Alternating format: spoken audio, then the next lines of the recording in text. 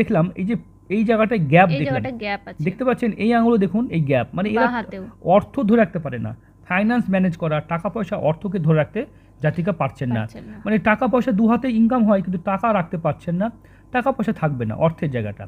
আর হাতে যদি কালার দেখেন গোলাপি লালচে গোলাপি বর্ণ, গোলাপি বর্ণের, হালকা একটু সাদাটে এবং লালচে আছে। হ্যাঁ এতে কি জাতিকার যেটা উজ্জ্বল উজ্জ্বল কালারের বর্ণ, তবে জাতিকার স্বাস্থ্য খুব একটা হেলদি নয়, হেলদি স্বাস্থ্য না, রুগ্ন স্বাস্থ্য, রুগ্ন মানে স্বাস্থ্য অনেক আছে। খেলেও কিন্তু স্বাস্থ্য অনেক সময় হয় না, মানে ভালো হয় না, হুম। এবং রোগ ভোগ বা দুর্বলতা থাকবে, প্রচণ্ড পরিশ্রম করতে হবে, ইচ্ছাশক্তি সম্পন্ন মানুষ, তবে দু হাতে টাকা ইনকাম করলেও টাকা ধরে রাখতে পারছেন না, অর্থ যেন বেরিয়ে যায়।